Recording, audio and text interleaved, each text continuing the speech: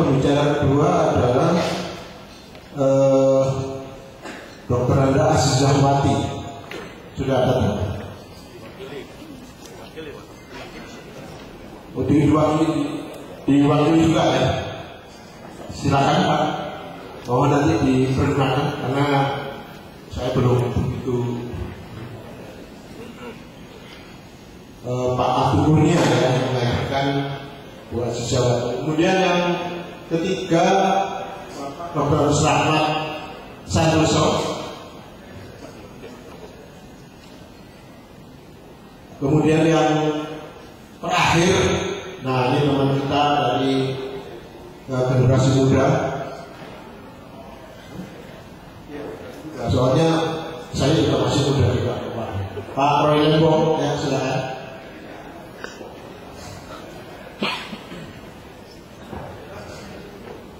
Jadi nanti dari para pembicara ini akan menyampaikan masing-masing kalau bisa 20 menit paling lama sehingga kita masih punya waktu untuk berdiskusi. Tapi sebelum kita berdiskusi barangkali saya akan memberikan sedikit pengantar bahwa tujuan kita sebetulnya yang dikatakan oleh Pak Ketum dari Pak Tirto, bagaimana mensukseskan salah satu yang menjadi kewajiban kita ini Presnar. Jadi sebetulnya kalau saya lihat tujuannya adalah bagaimana meningkatkan kesejahteraan atau pasien atau konsumen di Indonesia. Saya kira kalau semua tujuannya ke situ, kita sepakat bahwa tidak ada yang bertolak belakang. Semua pasti akan sinergi untuk meningkatkan kepada konsumen ya. Nah, untuk itu memang diperlukan sinergi dari 4 sektor ini ya. Jadi ada yang mewakili regulator ya, mungkin Bu Sadia ya. Nah, Bu Sadia belum benar, kalau Bu Linda sudah teman-teman ya. Nanti yang akan menyampaikan sebagai regulator, karena terus regulator ini sangat penting di dalam mendukung pelayanan kepada konsumen. Kalau pertandingan sepak bola itu kalau wasitnya aku pasti beres, kira-kira begitu ya. Nah, kemudian yang kedua barangkali juga dari perguruan tinggi ya, Pak Masud, karena farmasi itu adalah kulit industri. Tanpa ada tenaga farmasi, industri farmasi ini nggak ada, ya. Karena semua persyaratan, apakah itu produksi, apa itu distribusi, apa itu pelayanan, semua harus terdidik dan itu mempunyai sertifikat dan tentunya peran daripada perguruan tinggi ini sangat besar ya. Jadi kalau saya katakan educative service atau di lembaga pendidikan itu adalah basic daripada industri ini untuk berkembang ya. Kemudian tenaga-tenaga tadi tentunya tersebar di mana-mana ya. Ada di pabrik ya. Jadi kita jangan mengatakan bahwa farmasi ini hanya di apotek saja, tapi juga ada di pabrik, dan yang kurang di kita itu adalah bagian di R&D ya, sebagai creative service. Jadi sebetulnya kita masih banyak kekurangan ya. Jadi nanti mungkin mewakili tenaga farmasi ini adalah Bapak Abdul Kurnia ya. Beliau nanti mewakili Bu Azizah. Dan yang terakhir usernya yang menggunakan ini adalah tentunya walaupun Pak Roy ini adalah ketua bidang industri, tapi kita harapkan nanti juga memberikan keseluruhan ya. Nah, bagaimana sinergi ini bisa dicapai. Saya kira kalau semua itu terjadi dengan sinergi yang baik, terjadinya sinkronisasi, insya Allah konsumen akan diuntungkan, usaha akan berkembang, tenaga farmasinya juga akan dapat tempat yang layak, ya, dan seterusnya dan seterusnya. Saya kira ini. Nah, untuk mulai awal, nah ini cocok juga duduknya. Jadi kita mulai dari sebelah sana ya. Nah, biasanya selalu regulator yang dulu. Nah, ini saya balik educative service atau bagian pendidikan yang mencetak tenaga-tenaga farmasi. Nah, ini kita berikan kesempatan dulu. Kami silakan Pak Assalamualaikum warahmatullahi wabarakatuh. Salam sejahtera bagi kita semua. Selamat pagi. Alhamdulillah kita diberi kesempatan. Sebetulnya saya bukan di undangan dosen APTI, sebetulnya dosen perguruan tinggi farmasi. Dan saya pun sebagai pengurus organisasi baik di BP dan di IAI. Slide yang PowerPoint. Jadi judul yang saya peroleh dari panitia sedikit saya sesuaikan. Kompetensi berbasis komitmen di era JKN bukan sesuatu yang baru dan kita harus menuju ke satu titik, yaitu kompetensi berbasis komitmen. Dan ini akan dapat berhasil kalau di hulunya di perguruan tinggi menggunakan kurikulum berbasis kompetensi. Jadi kurikulum berbasis kompetensi dilanjutkan dengan kompetensi berbasis komitmen.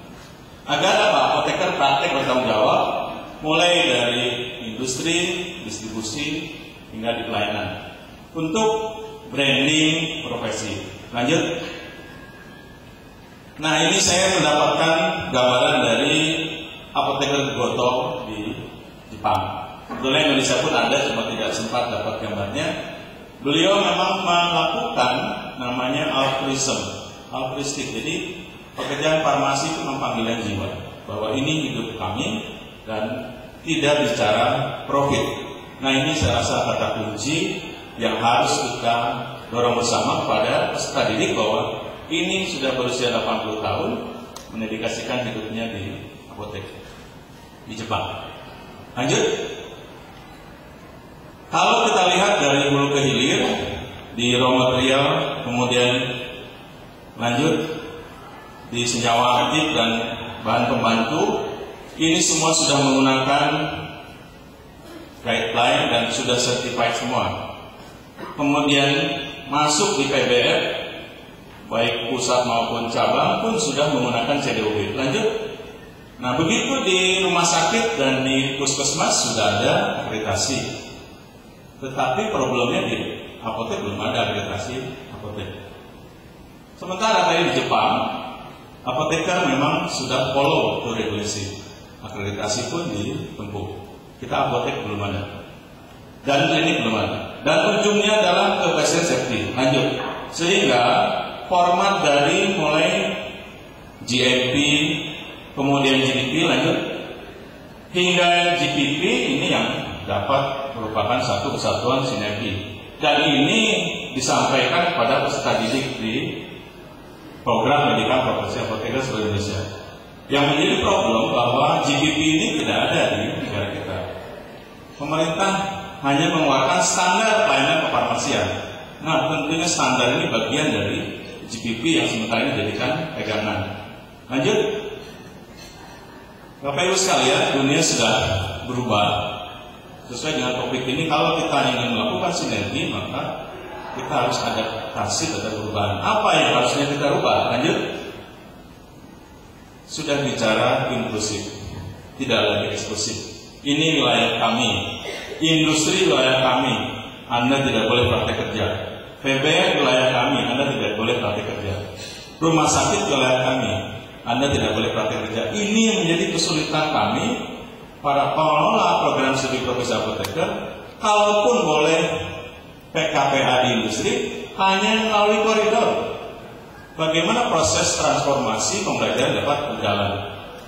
Kemudian selanjutnya di PBF, kami merintis praktek kerja profesi di PBF, hanya diberi waktu 2 minggu dari 1 bulan yang kita dorong. Ini pun kesulitan. Jadi melalui forum ini rasanya kita harus sinergi. Kemudian tidak lagi out of the box, tidak lagi in the box, tapi sudah bicara keluar dari kotak. Ini.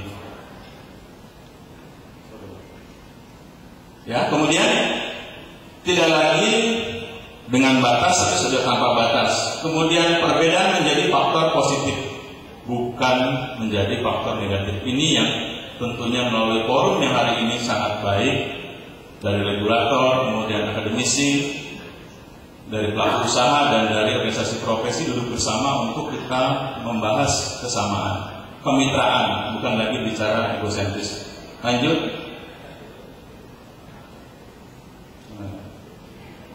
Ya, nah ini yang menjadi PR kita bersama, sejauh mana profesi apoteker memahami dan mengimplementasikan pelayanan kefarmasian. Saya ambil potongan pasal karena tadi di awal bicaranya sektor produksi, saya ada masuk turun ke pelayanan. Kemudian penyimpanan dan farmasi, compounding, pengelolaan persediaan dan kode etik serta pedoman disiplin apoteker.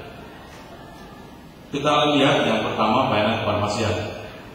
Permenkesnya sudah ada 72 di rumah sakit, apotek 73 dan puskesmas 74. Bicara di standar, apa itu standar pelayanan? Tolak ukur yang dipergunakan sebagai pedoman bagi tenaga farmasi dalam menyelenggarakan pelayanan kefarmasian. Jadi di industri sudah pakai CPOB, distribusi sudah pakai CDOB, di pelayanan harusnya ini dijadikan guideline. Lanjut. Sehingga kita bisa melihat ada yang namanya farmasi spesien care process, dimulai dari asesmen, kemudian planning, implementasi, kemudian follow up hingga mengkolek data. Ini yang harus dikumpulkan oleh apoteker pada saat berpraktik profesi di sektor pelayanan. Pada saat yang bersangkutan akan melakukan resertifikasi, data ini dibutuhkan. Daftar pilih screening resep sudah ada formnya di webnya IAI, tinggal di download. Problemnya apakah apoteker mengisi format ini selama di praktek? Yang kedua adalah patient decision record, catatan pengobatan pasien. Formnya pun sudah ada. Yang ketiga SOP yang harus dibuat oleh apoteker di sektor pelayanan dengan info konsen agar dia aman dari jerat hukum pada saat dia sudah menjelaskan secara detail kepada pasien dan pasiennya tanda tangan. Pasien tanda tangan, terjadi hubungan terapeutik antara apoteker dengan pasien. Ini yang kita belum terbiasa. Sehingga kalau ini dijalankan, alangkah lebih baiknya profesi kita akan maju. Bapak Ibu sekalian, saya tidak yakin pola 4 hal ini dilakukan oleh apoteker di sektor pelayanan.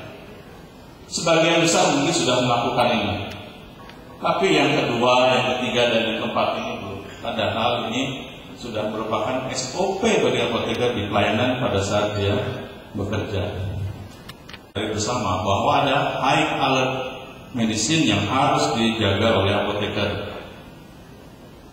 Termasuk yang ini, perbandingan efektivitas mulai dari obat, onset, durasi, dan aturan pakai yang tentunya ini harus disampaikan. Ini berdasarkan klaster yang sedikit, antacid, A2 blocker plus kompalpan inhibitor. Padahal klaster sangat banyak, sehingga pada saat berpraktik profesi ini disebut dengan evidence based farmasi.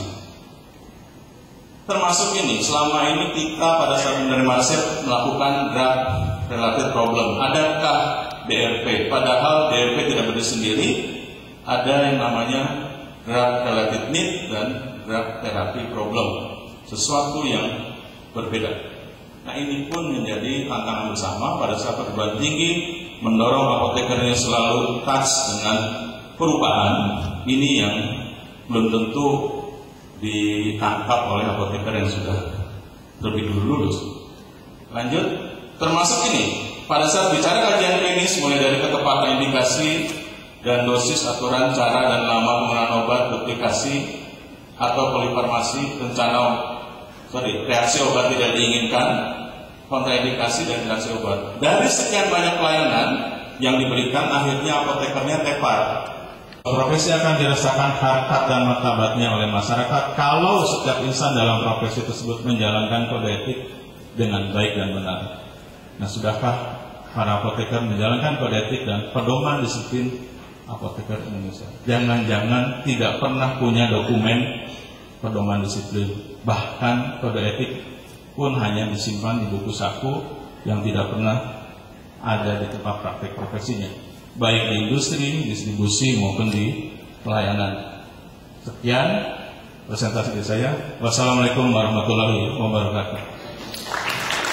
Ya, waktunya juga sama, saya kira kalau bisa 20 menit, sehingga nanti kita ada waktu untuk diskusi, karena justru kuncinya nanti di diskusi. Kami persilakan.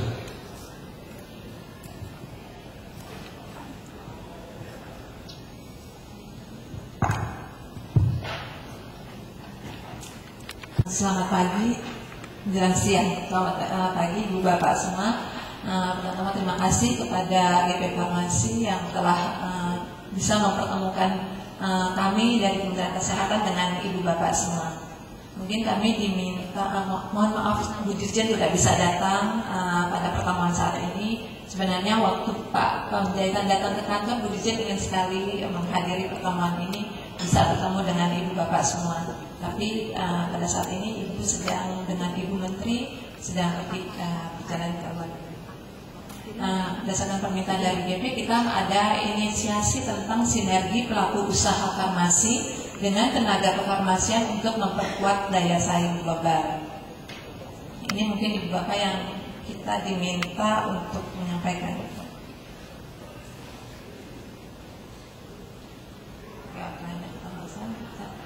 Ini kalau kita lihat dari nawacita dan daya saing bisnis, produksi dan distribusi kefarmasian, kita di sini pada nawacita ini ada nawacita nomor 5, nomor 6, nomor 7, di mana nomor 5 ini meningkatkan kualitas hidup manusia Indonesia, sedangkan nomor 6 meningkatkan produktivitas rakyat dan daya saing di pasar internasional, dan nomor 7 mewujudkan kemandirian ekonomi dengan menggerakkan sektor-sektor strategis ekonomi domestik.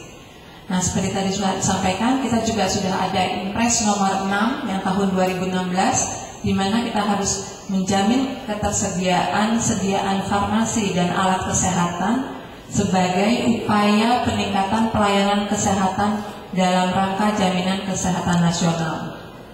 Jadi Ibu Bapak, dari nawacita dan Impres ini, di Impres nomor 6 ini kita akan mendapatkan bahwa bidang produksi dan distribusi kefarmasian ini menjadi sangat strategis. Ini juga kita harus ada support sistem, yaitu dari kebijakannya, dari kapitalnya, dari teknologinya, dari SDM-nya. Seperti tadi sudah disampaikan, SDM di sini yang apoteker ini harus benar-benar yang sudah expert, dan infrastrukturnya serta value chain-nya. Nah, ini semua adalah untuk kita memperoleh meningkatkan kualitas hidup masyarakat Indonesia yang tinggi, maju dan sejahtera, serta memperkuat perekonomian negara dan daya saing bisnis. Apa sih dasar kebijakan daripada kefarmasian? Jadi dalam pencapaian tujuan nawacita dan percepatan pengembangan bidang kefarmasian dan alkes, termasuk industri farmasi dan industri alat kesehatan, diperlukan penyelenggaraan sistem produksi dan distribusi kefarmasian yang berlandaskan hukum, di mana kebijakan dan peraturan perundang-undangan di bidang farmasi dan alkes sangat diperlukan agar seluruh pemangku kepentingan dapat menjalankan peran, fungsi, serta kewenangan yang saling tersinergi, komprehensif, dan holistik. Nah, ini Bapak Ibu, dasar hukum yang sebenarnya yang harus kita semua mengetahui. Di mana untuk undang-undang ada Undang-Undang 35, Undang-Undang 36. Terus kalau untuk peraturan pemerintahnya ada PP 72, PP 21 dan PP 51.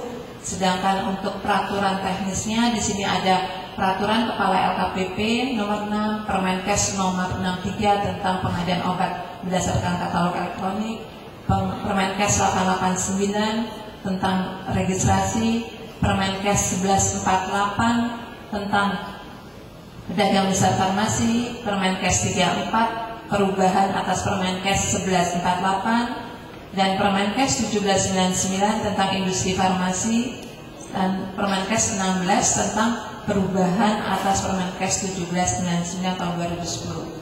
Dan ini Bapak Ibu dasar hukum yang sebenarnya Ibu Bapak harus rasanya semua pasti sudah mengetahui.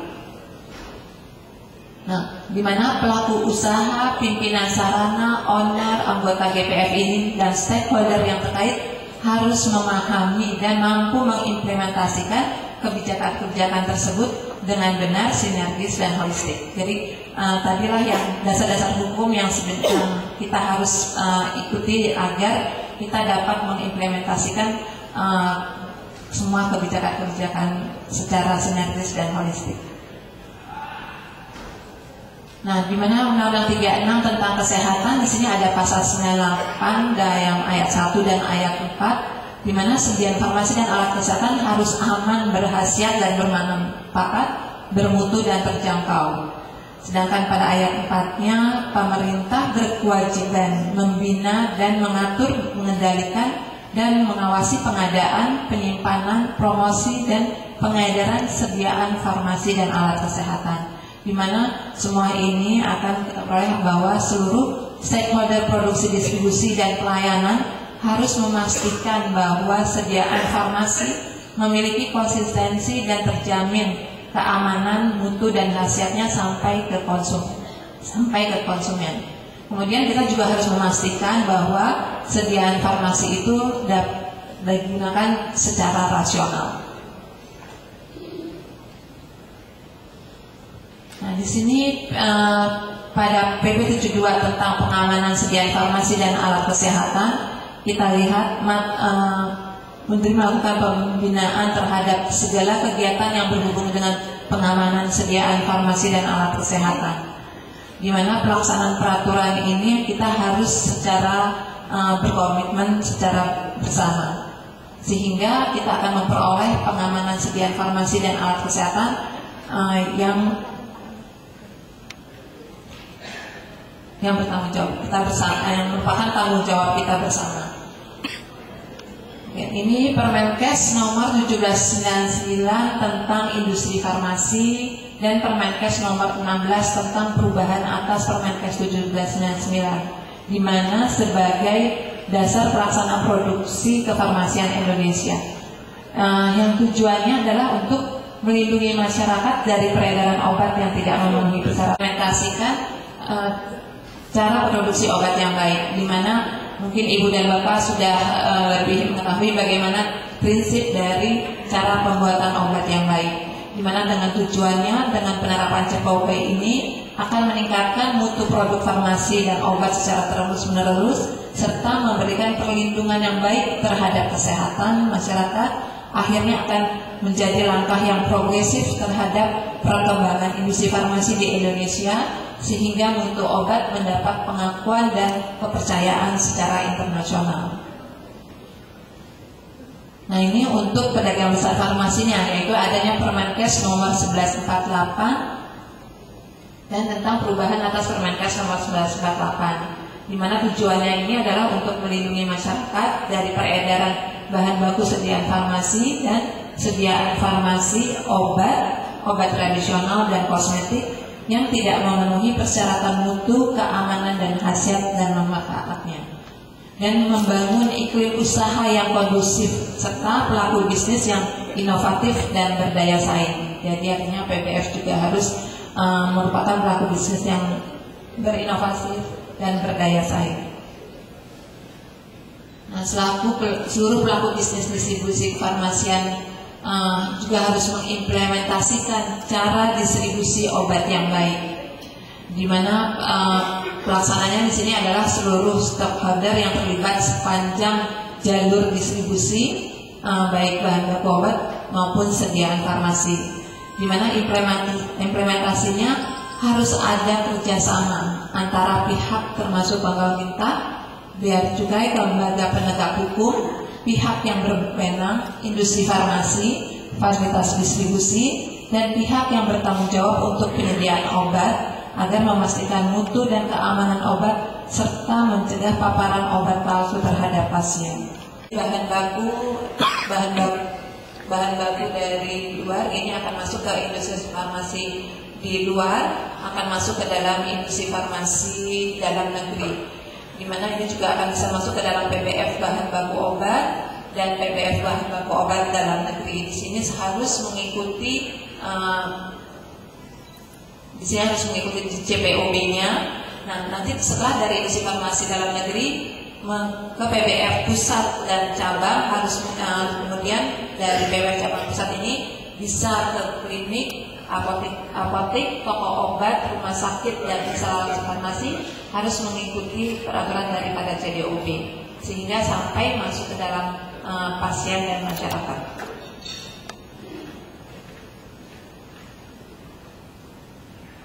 Nah, ini mungkin kita seperti yang tadi bahwa secara teknis CPOB ini harus dilaksanakan sesuai dengan mengacu pada SK Kepala Badan POM, di mana seluruh elemen dan sistem produksi di industri farmasi harus memahami dan dapat mengimplementasikan CPOB sehingga menjadi bagian dari kultur perusahaan.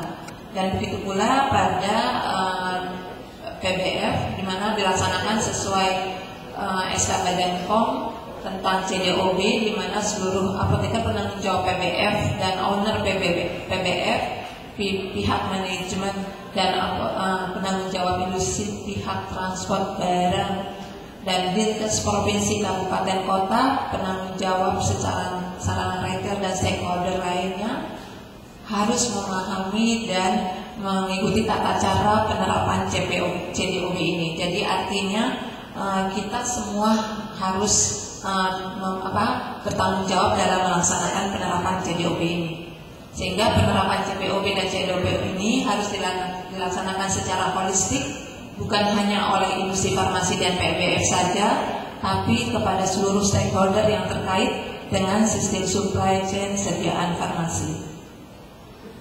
Di seluruh daerah belum merata dan mencukupi. Ini yang memang masih merupakan PR kita bersama, bahwa ketersediaan apoteker di seluruh Indonesia, kita inginnya dengan seluruh Indonesia, di mana tantangannya adalah masalah penggunaan sediaan farmasi serta kualitas obat termasuk produksi dan produk legal dan palsu. Ini juga masih merupakan permasalahan di kita, yang akan mengakibatkan ancaman atas sediaan farmasi yang tidak bermutu, berhasil dan aman, dan ancaman kesehatan masyarakat serta rendahnya daya saing di medan internasional. Ini kita lihat, mungkin tadi sudah disampaikan pembangunan kompetensi apoteker, tapi mungkin saya akan berikan sedikit bahwa di sini kita dimulai dari sarjana farmasi dapat sampai 4 tahun, di mana mendapatkan kurikulum farmakologi, farmaseutika, teknologi farmasi, analisis, fitokimia, farmasi klinik. Mungkin ini pada saat mahasiswa akan memasuki menjadi sarjana farmasi, inilah ilmu yang diperoleh.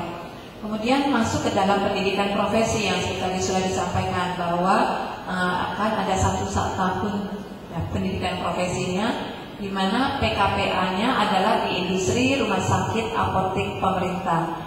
Dan kami mendapatkan info juga banyak bahwa sebenarnya kalau di PBF itu masih merasa kesulitan untuk memperoleh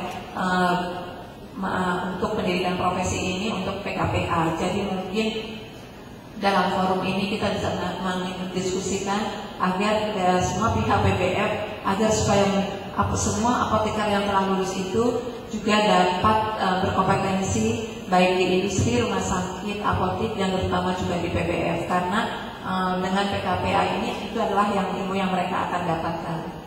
Nah, kemudian di dunia kerja ini semua akan diperolehnya suatu profesionalisme dan daya saing tenaga kefarmasian kita.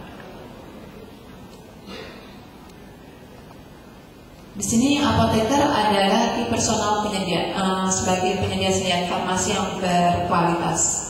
Dan di mana di dalam industri farmasi, di mana apoteker di sini juga harus bertanggung jawab, misalnya di QA dan QC-nya, dan di PBF juga apoteker sebagai penanggung jawab teknis dan administrasi distribusi obat, terus kemudian di retailnya juga, di healthcare-nya, dan di pemerintah. Di pemerintah pun juga apoteker juga harus sangat strategis sebagai penentu kebijakan. KL terkait dan PP Farmasi, PPIAI, dan Universitas untuk menambahkan materi distribusi dalam kurikulum S1 dan profesi apoteker. Jadi kalau kita lihat apoteker mungkin yang lulusan saya ini, materi dari distribusi ini sedikit belum terlalu banyak. Mungkin kita bisa menambahkan materi distribusi dan kurikulumnya. Dan selamat pagi menjelang siang Bapak Ibu yang terhormat perwakilan dari Kementerian Kesehatan, dari Pendidikan dan dari IAI, senior saya, guru-guru saya. Mohon maaf kalau hari ini presentasinya materinya agak sedikit nyeleneh, tapi diharapkan bisa memberikan suatu nuansa yang berbeda. Jadi ada 4 isu yang diminta di sini. Isu pertama sinergi. Isu kedua pelaku usaha. Isu ketiga tenaga farmasinya. Dan ini yang paling repot, isu keempat. Gimana caranya bisa berdaya saing global? Ya, jadi ini 4 aspek yang kita akan bahas bersama. Slide. Oh, bisa pakai ini. Oke. Saya mau bicara yang pertama tentang faktanya dulu. Kalau tadi diceritakan dari pembicara sebelumnya bahwa kita ini skema kefarmasian Indonesia ini terdiri dari industri, distribusi, ada apotek, toko obat, dan rumah sakit. Mungkin di sini kita tidak bahas, lalu terakhir pasien. Fakta yang pertama hari ini adalah kita semua sama-sama tahu di setiap step ini kita punya problem yang sangat besar. Di industri sendiri kita tahu GMP itu makin mahal, dan sesuai tadi sudah dikatakan peraturan itu makin lama makin ditambah. Saya tadi sempat foto, ada banyaknya peraturan yang saya sendiri nggak tahu, jadi tadi waktu presentasi saya foto gitu, karena ini aturan di sini makin lama makin banyak. Aturan pabriknya, aturan marketingnya, aturan promosi baik ethical maupun OTC-nya. Lalu kita juga tahu yang di industri sales ini cenderung stagnan atau bahkan mulai turun. Jadi ada tantangan besar di industri farmasi. Di distribusi farmasi, wah ini lebih keren lagi nih. Udah di PSK melulu. Tadi ada bicara mau stok opnam gampang, tunggu aja di PSK 21 hari, kan nanti stok opnam 21 hari, terus amat gitu ya. Nah, lalu kita juga tahu di distribusi ini growth sales-nya makin lama makin melambat, lalu juga growth cost-nya sudah lebih besar daripada growth sales-nya, lalu cash flow-nya juga katanya beberapa kena waku dan nggak dibayar, jadi cash flow-nya masalah, profit-nya udah nggak ada. Nggak heran kalau PKPA gitu ya. Lalu yang ini lebih kasihan lagi yang di sini. Jadi informasi yang kita terima bahwa sekarang mau minta izinnya aja sulit karena mesti ada beberapa apoteker, harus ada pendampingnya gitu ya. Bukan kayak suami istri aja mesti ada pendamping gitu ya. Jadi biaya operasionalnya makin lama makin mahal, lalu salesnya turun, kesikat BPJS, uangnya mati di stok, profitnya udah nggak ada. Ini fakta hari ini. Katanya, saya nggak tahu bapak ibu yang hadir di sini, ini yang benar nih informasi yang kita terima seperti ini. Ini fakta pertama. Nah, fakta kedua, kalau tadi bicaranya aturan, kalau tadi bicaranya idealnya, mari sekarang kita bicara. Kalau misalkan ada peraturannya, tapi gajinya nggak dibayar gimana? Kalau standarnya naik terus, tapi gajinya nggak dibayar gimana? Ada yang mau nggak? Nggak ada yang mau. Oke. Jadi sekarang kita bicara supaya kita tetap gajian gimana caranya, dan supaya kita tetap gajinya naik terus, income-nya naik terus, dengan tetap mempertahankan seluruh peraturan yang ada. Kita tahu utamanya itu kalau di bisnis itu faktanya adalah kita perlu omset. Omsetnya ini harus naik, omsetnya harus meningkat. Lalu ini kita mempunyai bahan HPP atau bahan pokok, lalu kita mempunyai biaya operasional, dan terakhir ada untung rugi. Nah, yang kita perlu perhatikan di sini begini. Korelasinya apa antara tenaga kefarmasian dengan sales? Tenaga kefarmasian itu adanya di sini, menjadi biaya operasional, biaya personel. Pertanyaannya, kalau salesnya harus naik, yang bikin sales naik itu Tuhan atau kita? Atau kita yang harus bikin salesnya ini harus naik? Kita buat apa di employ sama apotek, kita buat apa di employ sama distributor, kita buat apa di employ sama industri, jadi orang marketing. Karena kita bersama-sama perlu ada upaya untuk meningkatkan salesnya ini. Tujuannya supaya ada profit, ada untung, ada rugi. Moga-moga untung. Banyak yang sekarang sudah rugi, banyak yang sekarang sudah tutup, banyak yang sekarang sudah dijual. Ini faktanya. Jadi diupayakan, idealnya itu adalah kita harus bikin profitnya itu naik. Di sini ini profitnya harus naik. Maka kalau profitnya naik, otomatis seluruh sumber daya manusia yang ada akan mendapat benefit yang lebih baik. Tapi itu juga jadi kewajiban, akan mendapat benefit yang lebih baik. Jangan kita udah kerja capek-capek, terus ownernya juga nggak meningkatkan gaji, nggak meningkatkan salary, nggak meningkatkan bonus, padahal profitnya, salesnya udah meningkat. Nah sekarang kita bandingkan antara fakta yang pertama tadi bahwa industri sulit, distribusi sulit, apotek pada tutup, dengan konsep bisnis yang tadi bahwa untuk kita tetap bisa survive, kita harus ada profit, harus ada sisa cash untuk pembayaran sumber daya manusia. Mari kita lihat apa yang terjadi sekarang. Ini ada dua sisi. Sisi pertama adalah memang problemnya itu adalah kita punya sales ini sekarang banyak yang flat atau bahkan turun, sedangkan biayanya naik. Pertanyaannya, kalau bicara sinergi, apa sinergi yang bisa dilakukan oleh tenaga kefarmasian untuk meningkatkan salesnya agar tidak flat atau tidak turun? Di lain sisi, kalau betul untungnya sudah meningkat, pelaku usaha itu wajib memperhatikan kesejahteraan tenaga farmasinya untuk tetap mempertahankan competitive edge.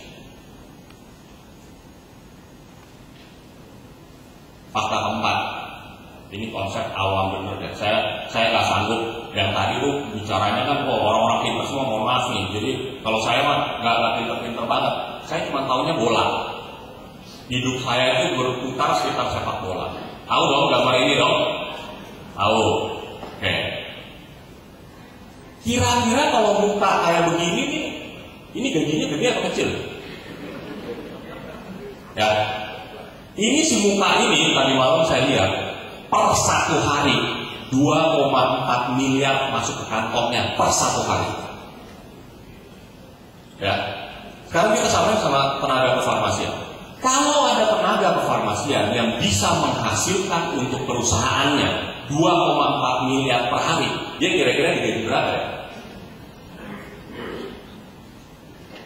Jadi pertanyaan gini nih, kalau ada orang sebagus dia gitu ya, yang bisa meningkatkan kinerja perusahaannya, kinerja apoteknya, kinerja apalah untuk dia bekerja, kira-kira kalau dia hengkang, itu bahasanya sepak bola, kalau dia hengkang, yang rugi itu siapa? Kalau ada tenaga kefarmasian di sini yang sedemikian jagonya, baik di apotek, distribusi, rumah sakit maupun industri, kalau dia sedemikian jagonya, kalau dia hengkang yang rugi siapa? Pelaku usaha. Masalahnya, ada nggak tenaga kefarmasian yang sehebat dia? Yang kalau dia cabut, saya sebagai pelaku usaha, saya guling-guling, saya menyembah-nyembah, terus dia tinggal gini, lu cium dah tangan gua. Atau kalau ada yang mau keluar, kita tuh ya lu keluar aja. Atau saya harus nyembah-nyembah, kalau belum jangan keluar, gua bisa rugi dia kalau nggak ada dulu. Jadi sekarang pertanyaannya gini, ini dua sisi. Pemilik klub sepak bola harus berani membayar 2,4 miliar per hari untuk orang ini agar klub sepak bolanya tetap makin lama makin dapat. Si pemain sepak bolanya juga tahu kalau saya udah gaji sangat besar sehingga saya akan tetap stay di klub bola ini. Itulah sekarang fakta yang sama di industri kita. Bagaimana dengan gambar yang kedua? Semua juga udah tahu gambar yang kedua ini ya.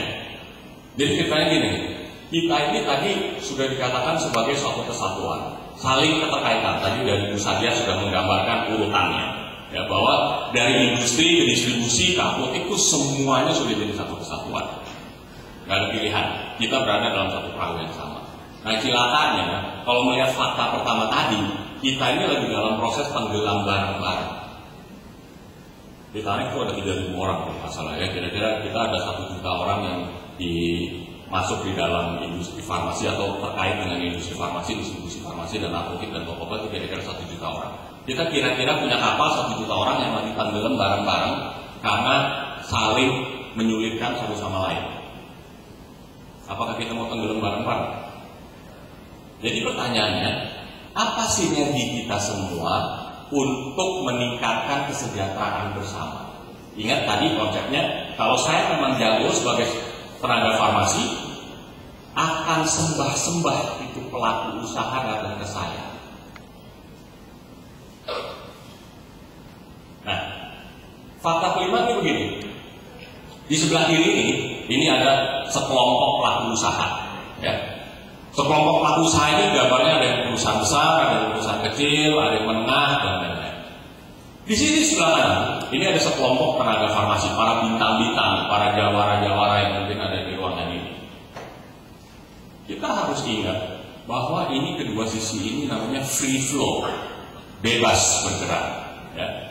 Jadi kalau yang di sini melihat, oh ini ada bintang-bintang besar di sini, ini akan diciduk, dibayar gede.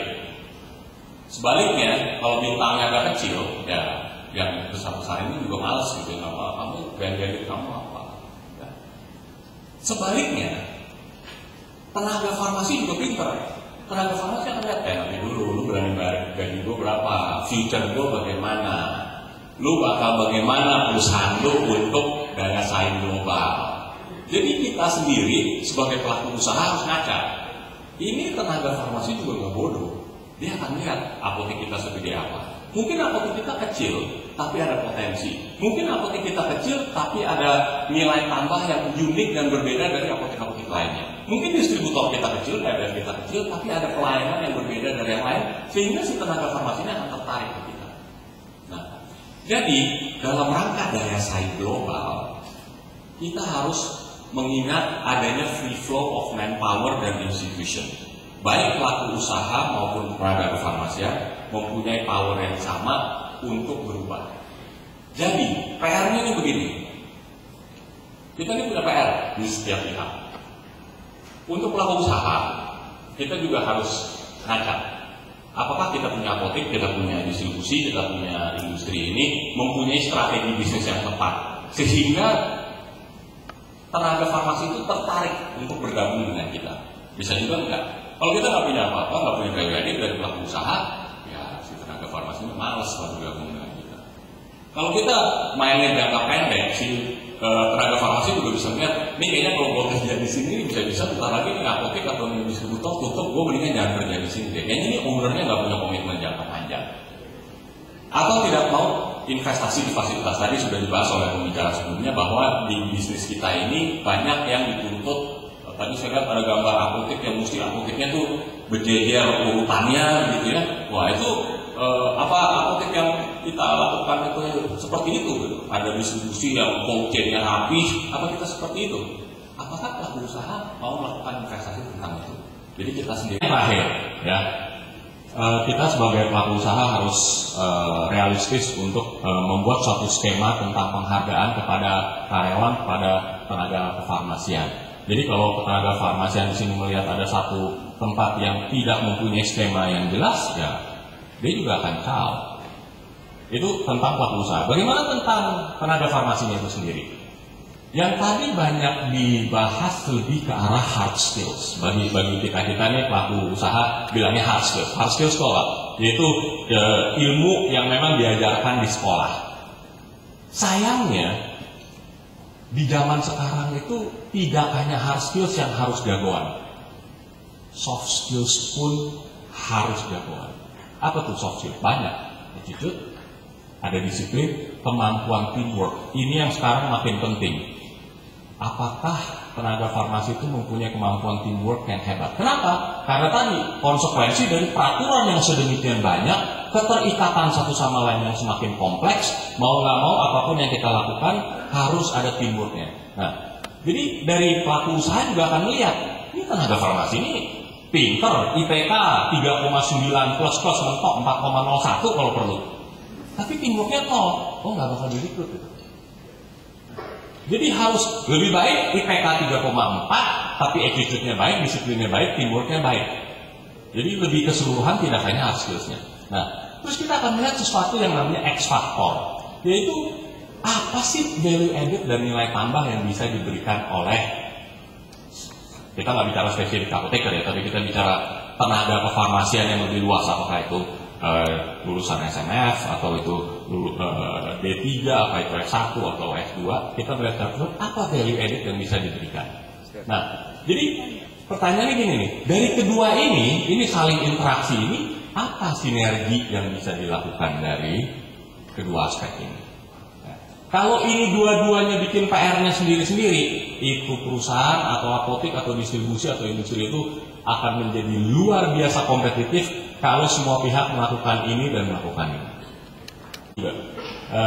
Jadi faktanya begini, apa yang pelaku usaha dan tenaga farmasi mesti lakukan, mesti siapkan untuk melawan investor global, untuk melawan pekerja global, bukan cuma pelaku usaha global. Kata siapa nggak boleh ada tenaga kefarmasian global datang ke Indonesia? Boro-boro apa boleh apa enggak? Hari ini di industri itu sudah banyak apoteker dari India, sudah banyak apoteker dari Jerman yang kerja di industri di Indonesia. Bagaimana dengan apoteker di Indonesia? Bisa bersaing? Bisa lebih hebat? Jadi sama juga, bukan cuma pelaku usaha yang mendapat ancaman. Wah, pelaku usaha mah udah babak belur terancam dari invasi dari investor global. Sama juga dengan tenaga kefarmasian pun, kalau kita tidak siap akan mendapat invasi tersebut. Apa boleh apa enggak? Tergantung. Bisa dapat Kim S atau enggak? Kitas atau Kim S? Kitas ya, Kim S. Banyak yang sudah bisa urus Kitas dan Kim S dan sudah bekerja dan sudah memberikan value added yang lebih. Nah, jadi persisnya apa yang diperlukan? Ini yang menjadi pertanyaan. Apa daya saing dan nilai tambah versus ini investor global yang sedang masuk ke Indonesia at every level? Ya. Pelaku usahanya mesti ngaca. Di kita sebagai pelaku usaha itu sekali lagi, Bu Sadia, tunduk loh Bu, pelaku usaha mesti beresin GMP loh Bu, mesti beresin dossier CPD.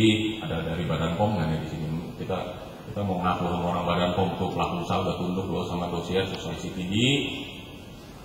Dan dari industri farmasi tentunya harus mempunyai planning untuk membuat produk-produk yang unik. Jadi bagaimana dengan tenaga farmasinya?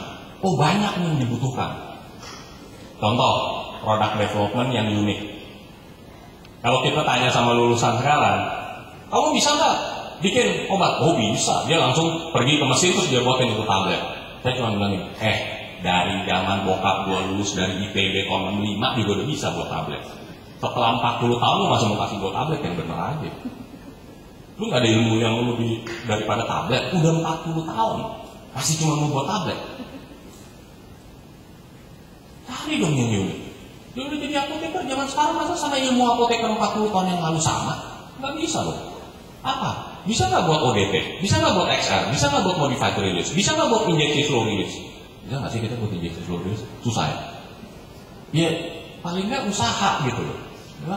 Jadi kelulusan kita ini nanti ada ribuan apoteker, terus sama semuanya cuma bisa buat tablet dan sirup. Ada nggak yang bisa buat sirup slow release? Nggak ada. Ada nggak bisa buat film? Atau tuh apa tuh yang kayak permen itu yang film itu ya yang tipis itu. Nah, bagaimana dengan lulusan kita sekarang suruh buat dosier Badan POM? Badan POM tuh kalau sekarang minta dosier itu, moga-moga nggak menyinggung Badan POM ini. Salah kaprah gara-gara Pak Haji ini suruh saya jadi pembicara.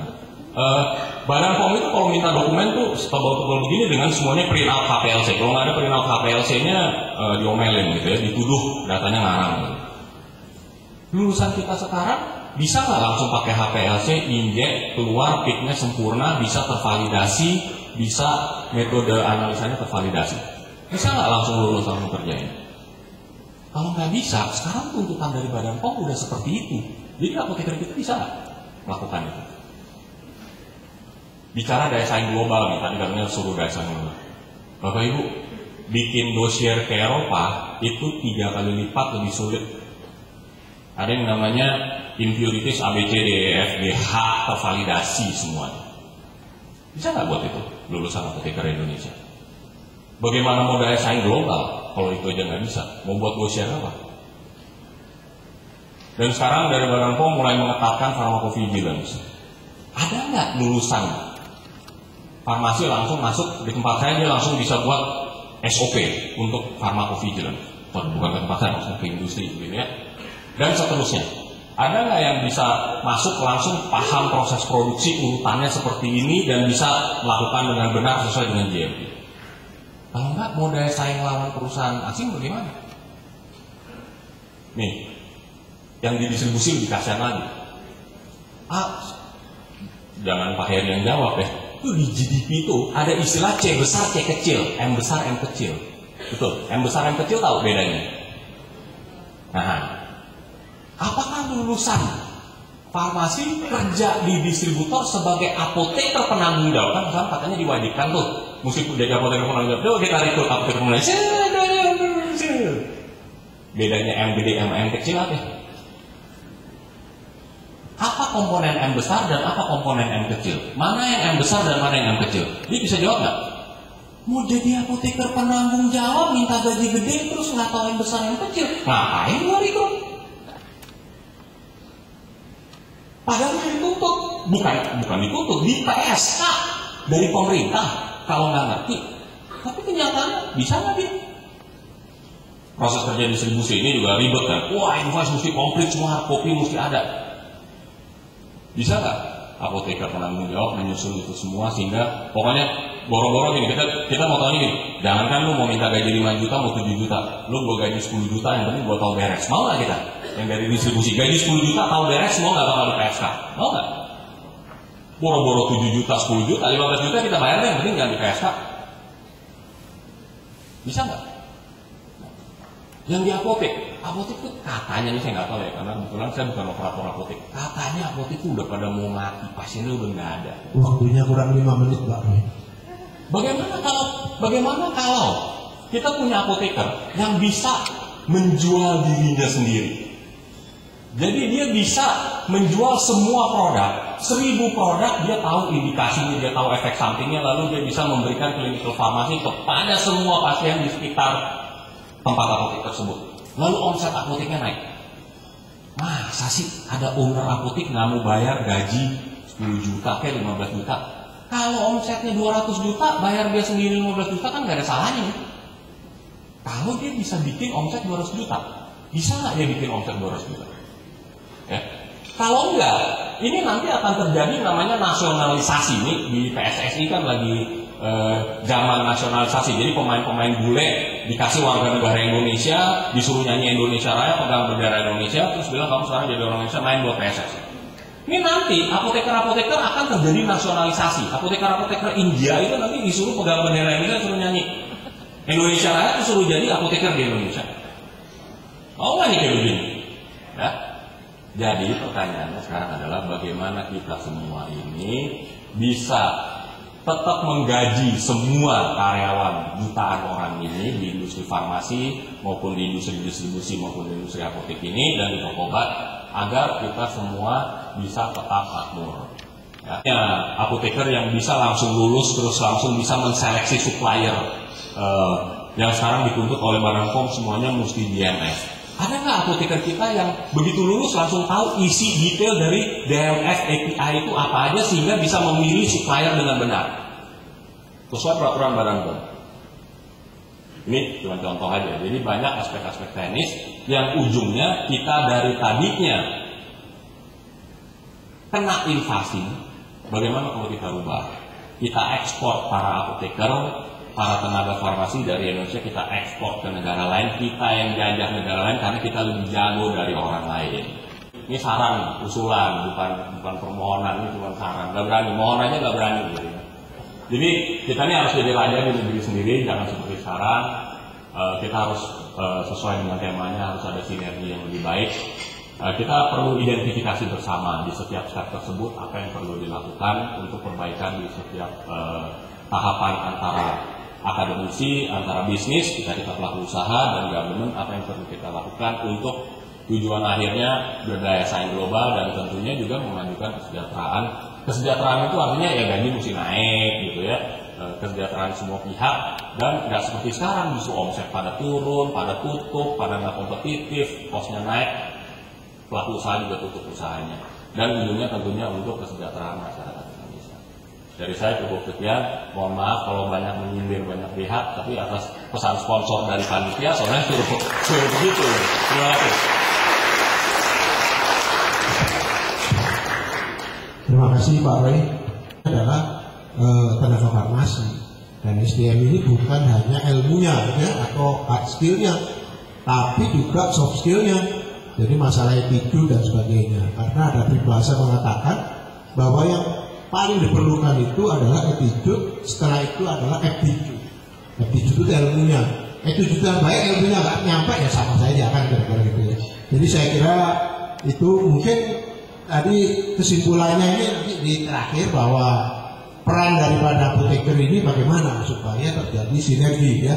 Jadi tidak tidak saling membunuh, tapi bagaimana saling berkolaborasi sehingga terjadi potensiasi dari pelaku usaha dan juga dari SDM-nya. Kami persilakan dari IAI bagi pembicara terakhir, waktunya sama 20 menit. Ya, terima kasih atas kesempatannya. Ini sangat menarik sekali acara saat ini ya, karena berbicara tentang dunia farmasi. Mau tidak mau kita berbicara tentang apoteker. Nah, berbicara tentang apoteker, nama IAI pasti kesambut Pak. Karena semua sektor pasti berhubungan dengan IAI ya. Mau sektor industri, mau distribusi ataupun sampai ke pelayanan, di situ ada apoteker. Dan satu yang pasti berhubungan dengan IAI adalah rekomendasi.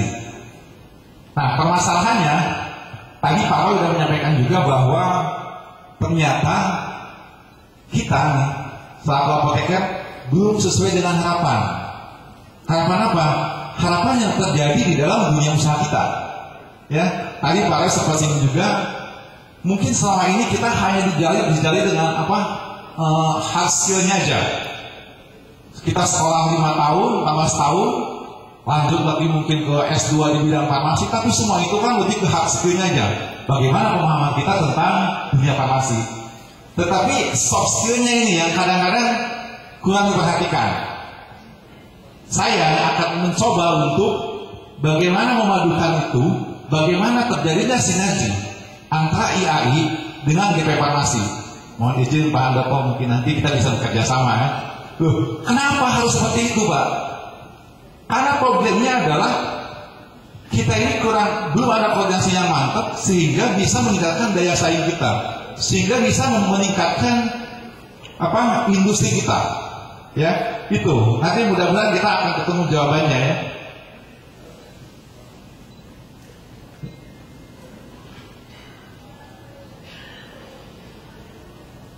Nah, ini kan update regulasi, mungkin menyingkirkan dari Kemenkes ya, bahwa ini adalah regulasi yang terbaru lah, yang mungkin sangat tinggi nih, hot newsnya sangat terasa banget ya.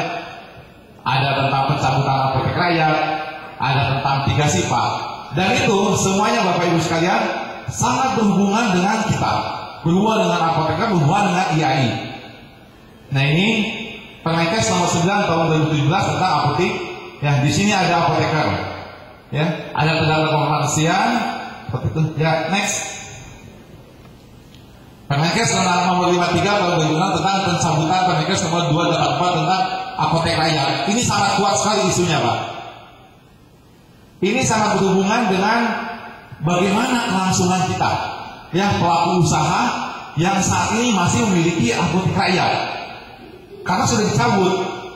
Sementara bagaimana kita melanjutkan hidup kita? Ya, hasil diskusi kita tentang pemahaman Permenkes ini adalah bahwa apotek rakyat dikasih beberapa pilihan, Pak. Pertama, dia bisa menjadi apotek seperti umumnya, apotek normal lah, gitu ya. Atau dia menjadi toko obat, atau tutup. Nah, dia dari kita.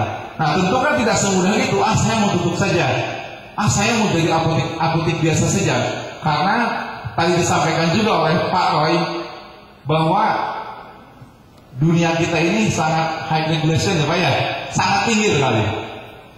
Terakhir, kami dari IAI diundang dan rapat dengan Dinas Kesehatan Provinsi Jakarta tentang apotek rakyat ini. Kan seharusnya tanggal 17 Mei dicabut ya Pak ya, semuanya terus berbola. Tetapi kita minta waktu, dikasih waktu kesempatan supaya si para pelaku usaha ini masih bisa move on lah gitu ya. Tidak langsung 17 Mei tutup. Nah, ini sebenarnya bentuk perhatian kita kepada pelaku usaha. Ayo kami dari IAI jadi fasilitator lah, jadi wadah. Silakan segera urus gitu kan gitu. Keduanya juga kita berusaha untuk agak diperlonggar regulasinya. Dalam artian seperti ini. Kalau apotek normal harus seperti ini regulasinya. Nah, yang perpindahan dari apotek rakyat ini mudah-mudahan ada kemudahan-kemudahan, Pak. Karena yang berhubungan ini tidak hanya seorang pelakunya saja, tetapi banyak karyawan di situ yang memang menggantungkan hidupnya dari apotek rakyat tersebut. Ya, ketiganya adalah Permenkes 31 tentang registrasi izin apotek. Ini naik juga nih. Poin yang ininya 3 sifat. Ini benar nggak nih kita ini mampu? Menurut saya sebenarnya poin utamanya bukan masalah 3 sifat loh. Tetapi bagaimana kita bisa sejahtera? Ya kan? 1 sifat cukup kalau memang kita bisa sejahtera. Nah, daripada kita mengejar 2 sifat atau 3 sifat, tetapi kita tidak bisa meningkatkan kesejahteraan kita juga, yang ada hanya capek saja. Lebih baik kita konsen di 1 sifat, tetapi bisa meningkatkan kesejahteraan kita. Nah, ini Pak singgung juga bahwa ya kita harus mampu, soft skillnya ada nggak gitu. Ya. Nah, ini yang sedang hangat diperbincangkan tentang 3 sifat ini. Nanti akan kita bahas bagaimana kebijakan di DKI Jakarta. Ya, ini tentang apotek rakyat, pencabutan rakyat dan praktek 3 sifat. Ya. Nah, di Jakarta kami dari Ikatan Apotek Indonesia menentukan bahwa boleh 3 sifat, tetapi dalam 1 provinsi, yaitu Jakarta. Tidak boleh Jakarta dengan Banten atau Jakarta dengan Jawa Barat. Tetapi itu pun masih ada ada semacam perhatian khusus dari kita. Masalahnya Jakarta kan adalah macet, Pak. Sehingga kita menyarankan kalau kita mempraktekkan ini, setidak-tidaknya wilayahnya berdekatan. Misalkan Jakarta Utara dengan Jakarta Timur. Janganlah Jakarta Utara dengan Jakarta Selatan dari ujung ke ujung gitu. Itu repot juga. Ya. Nah, untuk sifat ketiga, kita benar-benar akan memperhatikan pemberian rekomendasi ini. Analisanya adalah pertama, mampu nggak dia praktek di 3 tempat dengan kondisi Jakarta seperti ini. Ya, dalam artian begini. Mungkin contoh di dosen ekonomi, bagaimana meningkatkan profit yang baik. Secara teori, kosnya harus turun, kos operasionalnya turun, penjualan naik. Kan seperti itu, Pak ya. Tetapi di lapangan seperti apa? Mahasiswa nanya, Pak, bagaimana caranya? Sudah, itu kan teorinya, kamu ikutin aja teori. Nanti kalau ujian itu, soal itu, kamu jauh seperti itu. Kan betul ya? Tetapi di lapangan kita nggak tahu. Nah, kebetulan saya ketua bidangnya, ingin pelatihan ini dilakukan oleh praktisinya langsung, Pak. Misalkan kita mengadakan pelatihan kerjasama antara IAI dengan GP Farmasi tentang penerapan CDOB. Tentu kami berkeinginan trainernya itu dari GP Farmasi, Pak, yang memang dia praktisi di PWF, bukan yang memang hanya mengetahui tentang teoritis saja. Oh, saya kontak GP Farmasi, Pak Handoko, kita adakan pelatihan yuk tentang penerapan CDOB. Oke. Nah, kami minta bantuan ke GP Farmasi, tolong deh trainernya sediakan yang praktisi. Karena akan beda, Pak. Pada saat yang memberikan seorang praktisi di lapangan langsung, akan beda memberikannya dengan seorang yang memang dia pelaku, yang mohon maaf seperti dosen misalkan gitu ya, akan beda, Pak. Kalau ditanya apa yang dimaksud dengan obat, mungkin kalau seorang praktisi di pendidikan, obat adalah sediaan farmasi mengandung ini bermanfaat, ada secara terapinya. Tetapi kalau ditanya oleh praktisi PBF, oleh praktisi, obat apa? Obat adalah suatu zat kimia yang bisa kita jual. Setelah kita jual, tentu akan menghasilkan profit buat kita. Nah, profit ini akan digunakan untuk menggaji kita. Kita dapat gaji, kita bisa sejahtera. Kan biasanya begitu pemahamannya ya gitu. Nah, itu bedanya antara praktisi dan dunia pendidikan. Nah, makanya kita ingin di dalam pelatihan ini, Pak, pengembangan soft skill ini langsung oleh praktisi. Kami tentu akan lebih kompeten lagi bekerja sama dengan GP Farmasi menyediakan, Pak. Kita kerjasama ke depan seperti apa?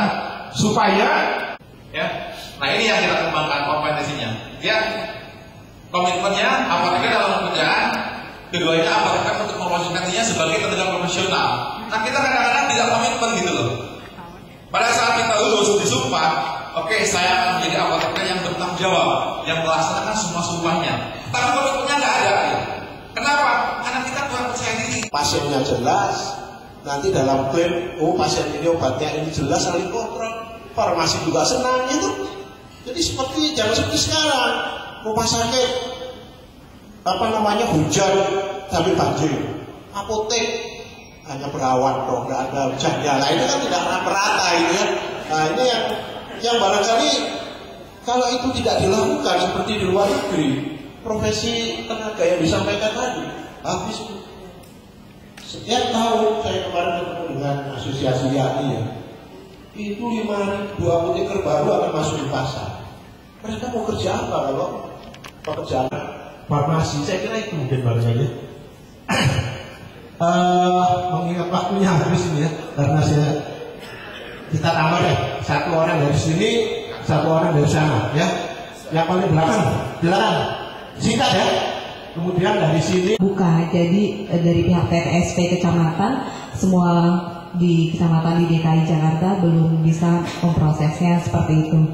Yang kedua, pertanyaan untuk Pak Atu ya Pak, mungkin untuk yang si Pak apoteker itu peruntukannya untuk maksudnya satu apoteker, 2 SIPA dengan apotek atau PBF dengan PBF. Terima kasih.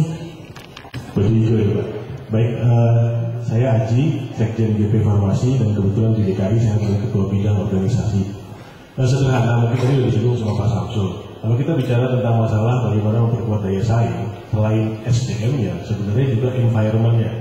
Nah, satu hal saya ingat pidato Jokowi kemarin udah viral kalau nggak salah, itu beliau bilang, negara lain udah sampai bulan, kita masih ribet urusan, ya, beliau bilang demo gitu ya.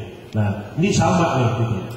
Negara lain, farmasisnya udah kemana-mana, tapi mungkin udah katam farmakovigilance. Di sini, mohon maaf, kita masih ribet urusan memenuhi persyaratan administrasi. Mau ini, mau itu, mau ini. Saya bilang, kapan mau maju gitu. Nah, saya tadi sepakat dengan Bapak dari Ketua YAI. Kalau mau Pak, mulai hari ini kita jangan cuma ngomong di forum gini, pulang terus jadi angin. Saya sebagai Ketua Bidang, saya akan komit, saya masukkan ini dalam agenda sidang komisi. Nanti saya akan bilang, habis ini kita bikin namanya forum komunikasi antar regulator, asosiasi, akademisi, dan GP Farmasi. Dan forum ini harus konkret. Sehingga apapun sekarang kita mau bikin sesuatu, itu kita bicara sama-sama. Contoh sederhana Pak, saya udah keliling sebagai sekjen, saya ketemu sama beberapa pengurus. Ada keluhan, mohon maaf saya sampaikan di sini, masalah penetapan standar minimum pendapatan. IAI menetapkannya secara sepihak, itu faktanya. Saya duduk sama ketua, saya bilang, kenapa kita nggak diajak ngomong? Saya bicara dengan semua wakil dari ketua serikat pekerja farmasi untuk menentukan UMSP. 3 tahun berturut-turut kita bicara. Sampai hari ini nggak pernah ada kita bicara ribut-ribut, tidak pernah ada demo, tidak pernah ada. Karena kita sepakat. Nah, untuk hal yang sama, ini kita bisa jadikan. Masalah regulasi juga sama.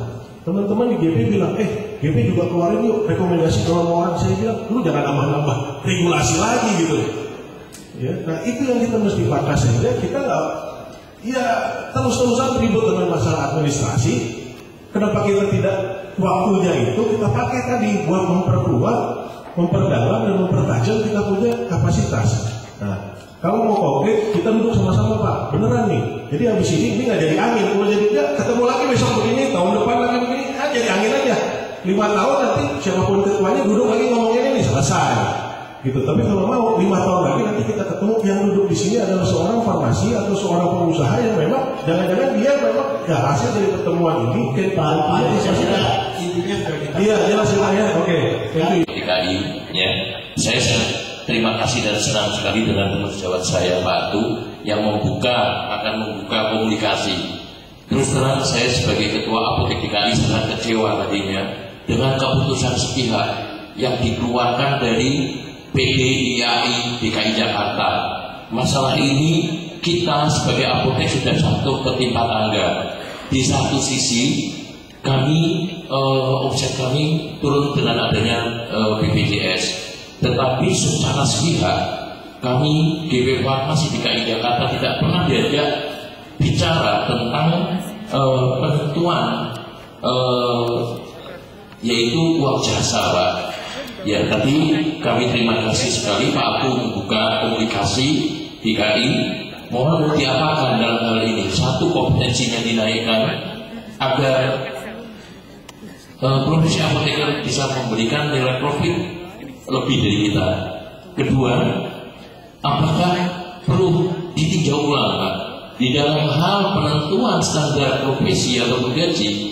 Mohon dilibatkan kami sebagai pengusaha, bukan keputusan sepihak. Dan yang lebih sangat menyesalkan lagi kami, yaitu setiap kami akan membuat rekomendasi, yaitu harus membuat surat pernyataan sanggup memberi gaji seperti ini. Kalau tidak, kita tidak dikasih rekomendasi.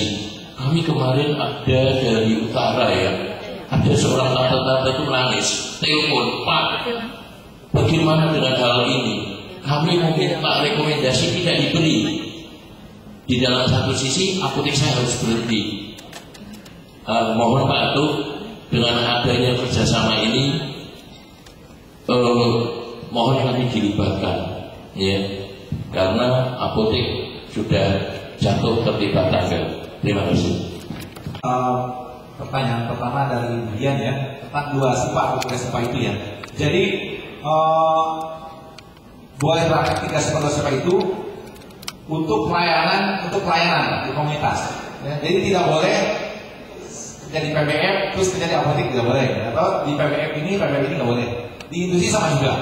Jadi yang diperbolehkan adalah di pelayanan, di apotek gitu kan. Apotek ini boleh gitu. Jadi tidak boleh antara apotek pelayanan dengan distribusi dengan industri sebaliknya. Yang bekerja di industri tidak boleh merangkap di apotek atau di PBF di apotek. Nah, seperti itu. Ya. Terus yang kedua tentang dari Bapak yang pengurus di GP Farmasi ya Pak ya. Ini berhubungan dengan Pak Markus. Saya perlu sampaikan dulu rasanya nih di sini tadi ada Pak Adik ya. Mohon maaf, saya adalah pengurus GAI, tapi tidak ada salah juga kalau kita mengkritik diri sendiri untuk kebaikannya. Jadi dalam penentuan itu saya sebagai ketua bidang kerjasama dan wirausaha termasuk yang tidak setuju. Saya tidak menandatangani itu. Kenapa? Karena bukan masalah uang. Jadi di apotek itu standar kita itu 3,5 juta. Take home pay kurang lebih sekitar 5 juta. Di PBM itu sekitar take home pay-nya sekitar 7 sampai 8 juta. Buat saya bukan masalah uangnya. Saya punya apotek juga. Pada saat saya apoteker bekerja ke saya, melamar, saya bilang, kamu mau gaji besar berapa?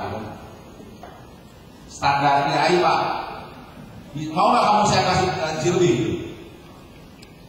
Tetapi ada syaratnya. Saya berani kasih kamu di atas standar GAI, di atas UMR, tapi saya minta omset sekian. Itu lebih fair kan gitu?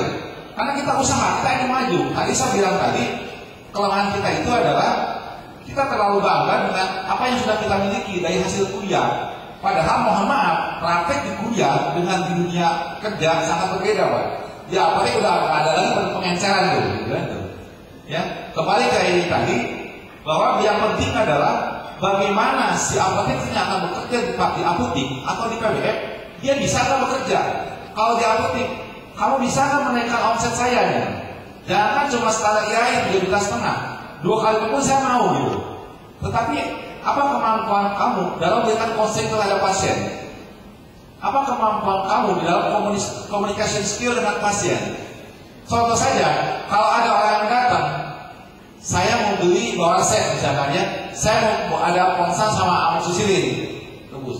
Kalau apotekernya pasif, hanya melayani saja, betul tak?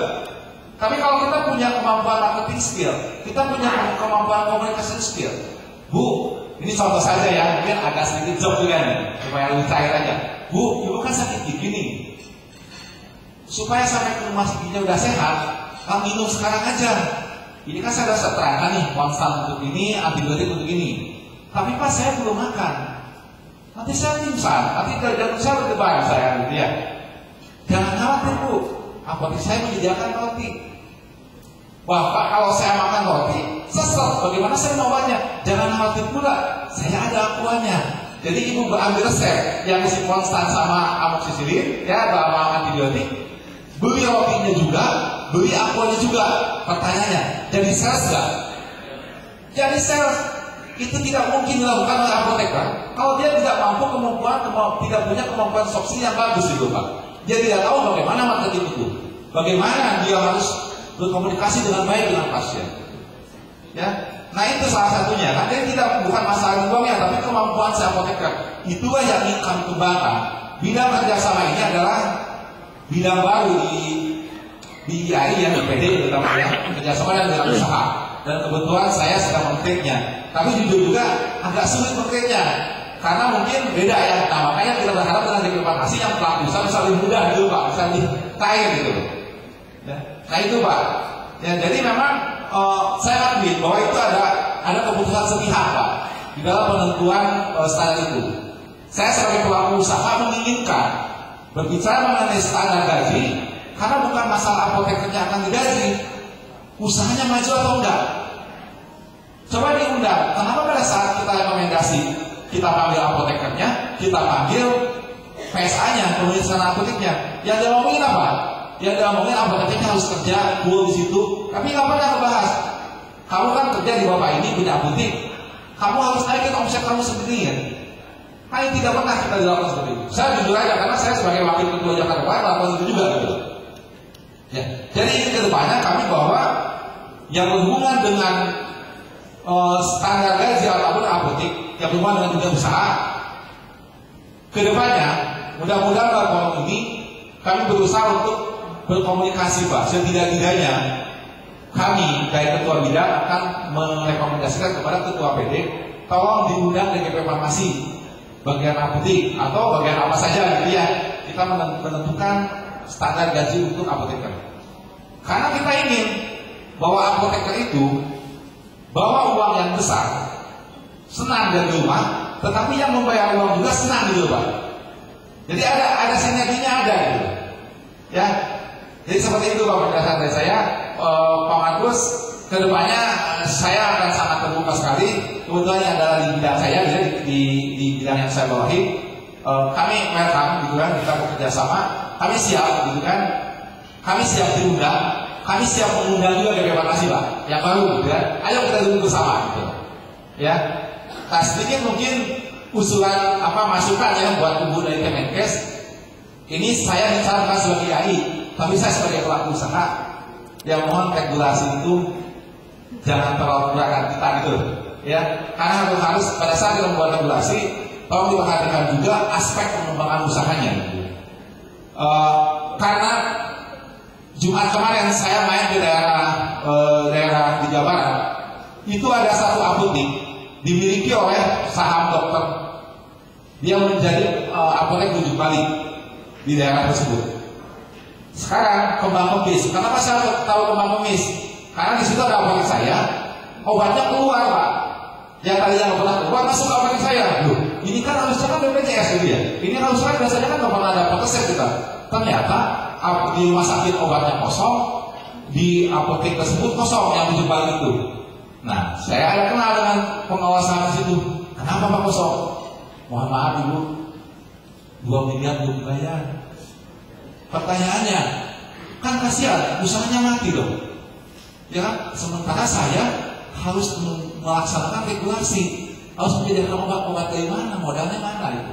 Nah ini salah satu problem ya, yang mudah-mudahan kami berharap di sini ada saya dari IAI, ada DKP Farmasi juga, ada Pak Handoko juga ya, terus ada dari dunia pendidikan, ada dari Kemenkes, dan ada stakeholder yang lainnya.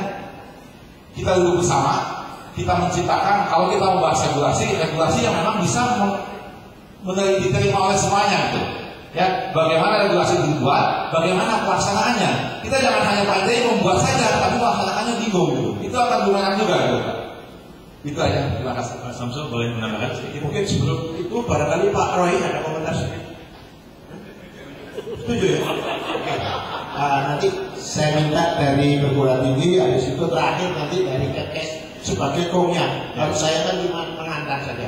Silakan. Ya, terima kasih Pak. Jadi kalau kita lihat organisasi profesi dibangun oleh naskah asasi. Yang utama adalah ADART, yang kedua peraturan organisasi. Selama di ADART dan EO tidak diatur masalah salary apoteker, maka gugur demi hukum peraturan daerah, peraturan cabang yang mengatur tentang salary apoteker. Itu yang harus kita kritisi. Dan kalau ini masuk ke litigasi, uji publik, kalah. Kenapa? Tidak ada aturan dari pengurus pusat. Pengurus daerah, pengurus cabang membuat aturan yang bertentangan yang begini, gugur demi hukum. Saya rasa itu solusi.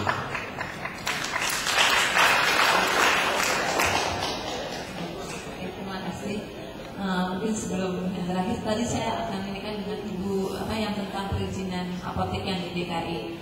Mungkin baru sini ada dari Dinas DKI. Jadi memang kalau nggak salah memang di DKI lagi ada permasalahan. Ini kita akan mungkin dengan Dinas DKI kita akan duduk bersama. Mudah-mudahan kedepannya ini akan bisa diselesaikan.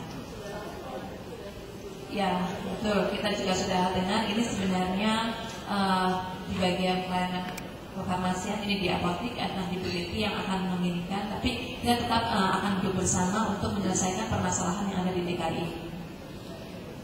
Dan yang terakhir tadi mungkin dari Bapak semua sudah menyampaikan. Jadi akhirnya mungkin kita setelah selesai acara ini kita mungkin akan membuat suatu forum komunikasi antara Kementerian Kesehatan, DKI, GP Farmasi dan Universitas. Mungkin itu yang kita akan sepakati dari hasil ini. Oh, terima kasih. Jadi saya kira itulah hasil-hasil seminar pada hari ini. Mudah-mudahan dapat bermanfaat untuk kita semua. Tadi disampaikan bahwa sinergi ini yaitu dari akademisi, ya toh, termasuk di situ ada IAI-nya, kemudian dari government, regulator, dan juga sebagai dari bisnis. Saya kira kalau semua saling membuka diri, saya kira sinergi itu akan bisa dicapai. Tapi kalau masing-masing maunya sendiri, pengusahanya yang penting saya untung, ya. Nah, IAI-nya yang penting saya dapat kerjaan aman, gitu ya. Nah, akademisi pokoknya saya akan menciptakan lulusan, tahu nanti bagaimana. Nah, regulatornya hanya bilang, saya hanya mengikuti aturan. Nah, aturannya begitu. Nah, jadi kalau semua begitu tidak akan terjadi, ya kan? Tapi kalau semua itu berprinsip bagaimana supaya ke depan baik, saya kira dunia farmasi ini akan lebih baik. Dan regulasi merupakan motornya, Bu. Jadi kalau saya bilang dapat ilmu dari Pak Edi, ya, regulasi itu kayak memegang burung. Kalau terlalu ketat burungnya mati, kalau terlalu longgar burungnya bisa terbang kemana-mana. Nah, ini yang paling penting, gitu ya. Saya kira demikian, dan saya mohon maaf apabila ada kata-kata yang kurang. Saya kira saya kembalikan kepada panitia. Baik, terima kasih Bapak Ibu untuk moderator dan speaker kita yang luar biasa siang hari ini. Sebelum turun ke bawah mungkin mau diabadikan dulu fotonya ya.